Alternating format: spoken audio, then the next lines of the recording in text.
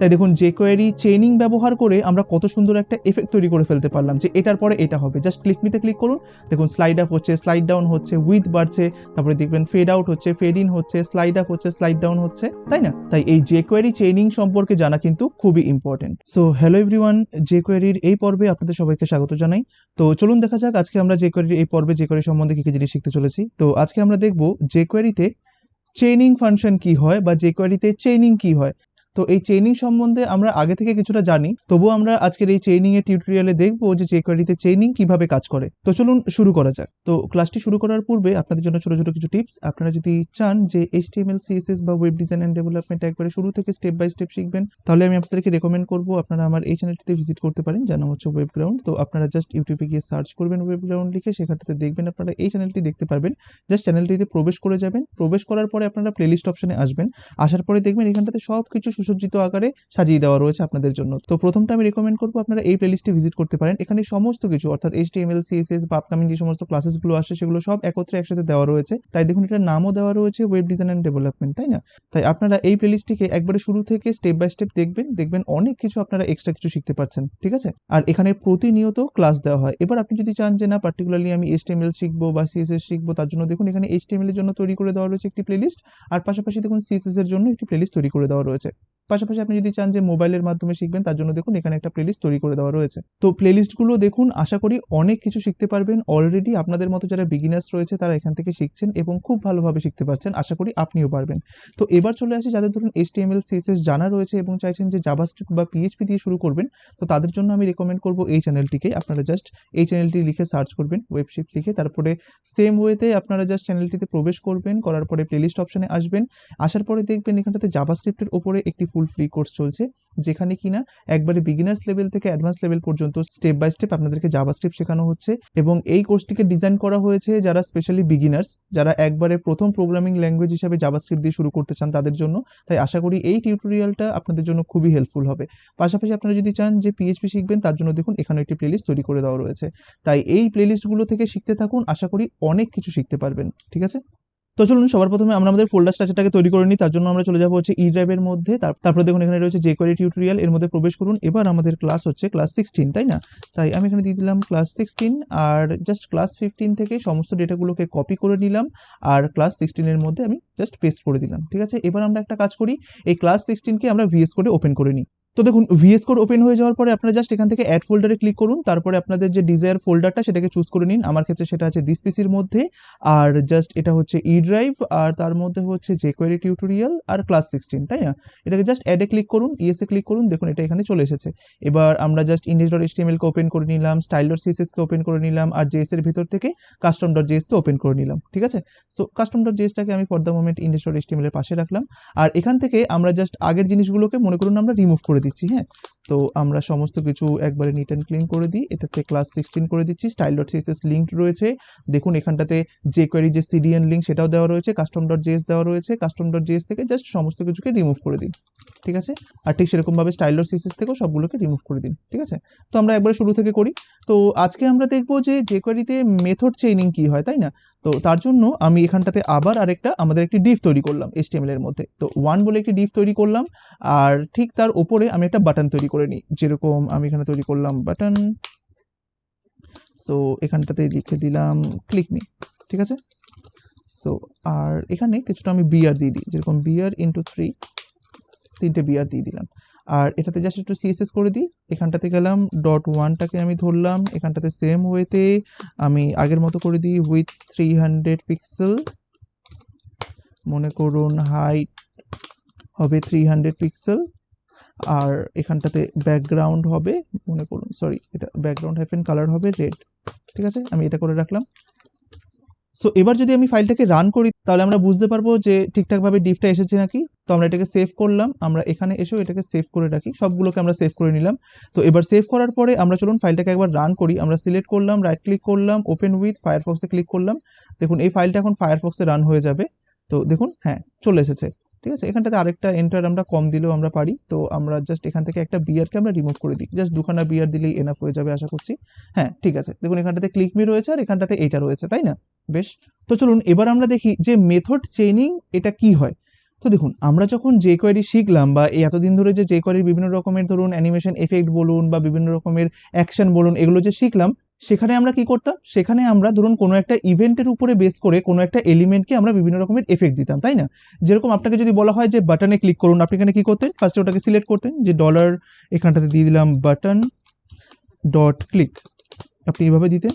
আর just এখানে semicolon দেওয়ার পরে আমি ভিতরে গেলাম, এখানে দিয়ে দিলাম ফাংশন, আর ঠিক এর পরে আমি এটা দিয়ে দিলাম, তাই না? তাই এখানটাতে আপনি কি দিতেন, এবার এখানে আপনাকে দিতে হতো যে আপনি কোন এলিমেন্টটাকে সিলেক্ট করে অ্যানিমেশন দিতে চাইছেন। তো মনে করুন আমি এই ওয়ানটাকে ধরতে চাইছি, তাই আপনাকে এখানে দিতে হতো যে ডলার মনে করুন ডট ওয়ান, এটাকে ধরলাম। এবার আপনি এখানটাতে মনে করুন চাইছেন যে স্লাইড আপ হোক, তাহলে আপনি কি লিখতেন, যে স্লাইড আপ, এটা লিখতেন, তাই না? আর এখানে একটা মিলি সেকেন্ড দিয়ে দিতেন, মনে করুন 1000। এটাকে আমরা সেভ করলাম। এবার আমরা যখন এইখানে যাব, রিফ্রেশে প্রেস করব, যখন ক্লিক মিতে ক্লিক করব, দেখুন স্লাইড আপ হচ্ছে, তাই না? বেশ, তো এবার আপনাকে বলা হলো যে এটা একবার স্লাইড আপ হবে, আবার স্লাইড ডাউন হবে, অর্থাৎ স্লাইড আপ হয়ে যাওয়ার পরে অটোমেটিক্যালি আবার স্লাইড ডাউনও শুরু হবে, ঠিক আছে? তো তখন আপনি কি করতেন, তখন আপনি হয়তো আবার এভাবে করতেন যে ঠিক আছে, তাহলে ডট ওয়ান প্রথমত স্লাইড আপ হবে, আবার ডট ওয়ান, তারপরে স্লাইড ডাউন হবে। এবার মনে করুন আপনি এখানে লিখলেন dot one dot slide down, তাই না? আপনি এইভাবে লিখতেন। আর জাস্ট এখানেও আপনি ধরুন এটা দিয়ে দিলেন, এটাকে সেভ করলাম। আমরা এবার এখানে যাই, রিফ্রেশে প্রেস করি, ক্লিক মিতে ক্লিক করলাম, স্লাইড আপ হলো, আবার অটোমেটিক্যালি স্লাইড ডাউনও কিন্তু হলো। কারণ কি, আমরা এখানে দেখুন পরপর দুখানা লিখেছি, তাই এই দুখানা হচ্ছে কিউ এর মতো, যে প্রথমে এইটা হবে তারপরে এইটা হবে। বেশ, হয়ে গেল। এবার ধরুন আপনাকে বলা হলো যে প্রথমত স্লাইড আপ হবে, তারপরে স্লাইড ডাউন হবে। এবার আপনাকে কিছু একটা অ্যানিমেশন করতে বলা হলো, যে ডট ওয়ানটার উইথটা 300 পিক্সেল বেড়ে যাবে, বা ধরুন ডট ওয়ানের উইথটা 600 পিক্সেল হয়ে যাবে। বাই ডিফল্ট তো 300 পিক্সেল রয়েছে, 600 পিক্সেল হয়ে যাবে। এবার আপনাকে যদি বলা হয় অ্যানিমেশন ওয়েতে এই যে 600 পিক্সেল হবে এটা করার জন্য, তখন আপনাকে কি করতে হবে, অ্যানিমেট বলে ফাংশনটাকে ব্যবহার করতে হবে, তাই না? তাই আপনাকে এখানে লিখতে হবে dollar dot animate, sorry dollar dot one dot animate. এবার আপনাকে এখানটাতে কি করতে হবে, আপনাকে ফার্স্ট অফ অল এখানটাতে প্রপার্টিসগুলো দিতে হবে, আর কত সেকেন্ড ধরে হবে সেটা আপনাকে এখানটাতে দিতে হবে, তাই না? দেখুন এখানটাতে আমি এটা দিয়ে দিলাম। এবার আমরা জাস্ট এখানটাতে দিয়ে দিলাম যে এটার উইথটা হবে উইথ কোলন, আমরা এখানটাতে ডাবল কোটেশনের মধ্যে দিলাম যে বাই ডিফল্ট যতটা উইথ নিয়ে রয়েছে অর্থাৎ 300 পিক্সেল, তার জন্য আমি দিলাম প্লাস ইকুয়াল কত পিক্সেল আরও বাড়বে, 150 বা ধরুন 200 পিক্সেল বাড়বে। তাহলে আগে ছিল 300 আর এখন হবে প্লাস 200 পিক্সেল, তাহলে কত হবে, 500 পিক্সেল জাস্ট উইথটা বাড়বে, তাই না? বেশ, এটাকে আমরা সেভ করলাম। তাহলে দেখুন প্রথমে এইটা হবে, তারপরে এইটা হবে, তারপরে এইটা হবে, তাই তো? বেশ, এটাকে সেভ করলাম, এখানে গেলাম, রিফ্রেশ প্রেস করলাম, দেখুন ক্লিক মিতে ক্লিক করলাম, স্লাইড আপ হলো, স্লাইড ডাউন হলো, উইথ বাড়লো, তাই না? পুরো জিনিসটা এভাবে হলো। কিন্তু এইখানটাতে একটা জিনিস দেখুন, এই যে আপনি এতগুলো স্টেটমেন্ট লিখলেন, এখানে jQuery প্রতিবার কি করছে বলুন তো, প্রতিবার ও ডমের মধ্যে গিয়ে এটাকে সিলেক্ট করছে, তারপরে এটাকে অ্যাপ্লাই করছে, এটাকে সিলেক্ট করছে, এটাকে অ্যাপ্লাই করছে, এটাকে সিলেক্ট করছে, এটাকে অ্যাপ্লাই করছে, তাই না? তাই এইখানে কিন্তু jQueryর একটা টাইম যাচ্ছে, কারণ দেখুন আপনি সেম এলিমেন্টটাকে সিলেক্ট করছেন, কিন্তু বারবার করে আপনি এই সিলেক্টেড স্টেটমেন্টটাকে লিখেছেন, যে যাও ওয়ানকে সিলেক্ট করো আর এটা অ্যাপ্লাই করো, যে যাও এটাকে সিলেক্ট করো আবার অ্যাপ্লাই করো, আবার সিলেক্ট করো আবার অ্যাপ্লাই করো। কিন্তু যেহেতু আপনি একটা এলিমেন্টের উপরেই সমস্ত এফেক্টগুলোকে করছেন, তাই আপনি চাইলে এখানে jQueryর কাজটাকে আরো বেশি ফাস্ট করতে পারেন। কিভাবে? এই মেথড চেইনিং এর মাধ্যমে। তো দেখুন, আপনি যখন দেখবেন যে একটা এলিমেন্টের মধ্যেই আপনাকে মাল্টিপল এফেক্ট পরপর কিউ এর মাধ্যমে দিতে হচ্ছে, তখন আপনি এভাবে আলাদা আলাদা করে ডিক্লেয়ার না করে আপনি মেথড চেইনিং করতে পারেন। মেথড চেইনিং মানে কি? মেথড চেইনিং মানে হচ্ছে একটা মেথডের সাথে আরেকটা মেথডকে জয়েন করা। এখানে মেথড কোনগুলো, এই যে দেখুন স্লাইড আপ, এই যে এটা একটা method, slide up, slide down, তারপরে ধরুন অ্যানিমেট একটা মেথড। তাই এগুলো হচ্ছে এক একটা মেথড যেটা কিনা অ্যাপ্লাই হচ্ছে সেম এলিমেন্টের মধ্যে, যেটা কিনা হচ্ছে $1, তাই না? তাই আমরা মেথড চেইনিং করার জন্য আমরা কি করতে পারি, আমরা জাস্ট এখান থেকে এই সেমিকোলনগুলোকে আপনি রিমুভ করে দিন, ঠিক আছে? সেমিকোলনগুলোকে রিমুভ করে দিলাম। এবার দেখুন একটা মেথডের সঙ্গে জাস্ট আরেকটা মেথডকে আমি অ্যাড করব, তার জন্য আমার এই সিলেক্টরটার আর দরকার নেই, এটাকে আমরা বাদ দিয়ে দিলাম, ঠিক আছে? একটা জাস্ট ট্যাপ প্রেস করে দিন ভালো দেখানোর জন্য। দেখুন এখন কিন্তু এইটার সাথে এটা কিন্তু চেইন হয়ে গেল। এবার এটার সাথে কি এটা চেইন হলো না, হলো না কিন্তু, কারণ দেখুন এখানে সেমিকোলন রয়েছে। মেথড চেইনিং এ কখনো একটা মেথডের সাথে আরেকটা মেথডকে চেইন করার জন্য কিন্তু আপনি সেমিকোলন ব্যবহার করতে পারেন না, আপনাকে কি ব্যবহার করতে হয়, ডট। তাই দেখুন অলরেডি তো এখানটাতে ডট আছে, তাই না? আমাকে কি করতে হবে, এখান থেকে সেমিকোলনটাকে রিমুভ করে দিতে হবে, এখান থেকে সিলেক্টরটাকে আপনি রিমুভ করে দিন, ঠিক আছে? জাস্ট একটা ট্যাপ প্রেস করুন, দেখুন এটা এরকম হয়ে গেল। দেখুন এইটা হয়ে গেল মেথড চেইনিং, যে একটা মেথডের সাথে আরেকটা মেথডকে এভাবে জয়েন করা, ঠিক আছে? দেখুন এটা এবার সেম কাজ করবে। আমি যদি এটাকে সেভ করি, আমি যদি এইখানে যাই রিফ্রেশে প্রেস করি, দেখুন ক্লিক মিতে ক্লিক করুন তো, দেখুন উপরে গেল, নিচে নামলো, উইথটা বাড়লো, দেখেছেন সেম কাজ করছে। বাট এইভাবে একটুখানি ফাস্ট হয়ে যাবে jQuery, কারণ কি দেখুন ওকে কিন্তু বারবার করে এই সিলেক্টরটাকে কিন্তু আর কল করতে হচ্ছে না, যে প্রতিবার যতবার এই এফেক্টটা দিচ্ছি ততবার সিলেক্টরটাকে গিয়ে কল করলাম, ওটা কিন্তু এখন আর হচ্ছে না।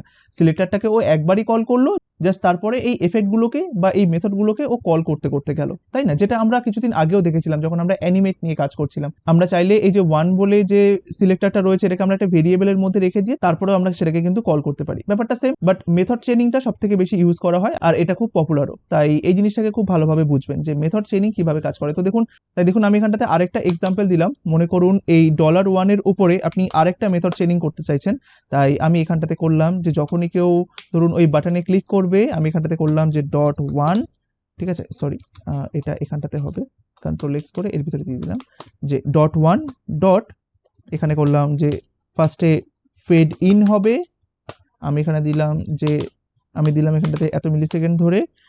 এবার তারপরে মনে করুন আপনি চাইছেন যে আবার ফেড আউট হবে, তো মনে করুন বা ফার্স্টে মনে করুন এটা ফেড আউট হবে, আমি এখানে দিলাম ফেড আউট, আর তারপরে ফেড আউট হয়ে যাওয়ার পরে আবার শুরু হবে ফেড ইন, তাই আমি এখানে লিখলাম ফেড ইন, আর সরি ফেড ইন এখানটাতে হবে 900, ঠিক আছে।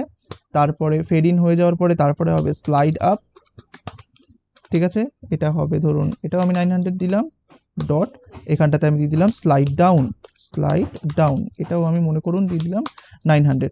তাহলে দেখেছেন এইভাবে কিন্তু আমি জাস্ট পাশাপাশিও কিন্তু লিখে যেতে পারি।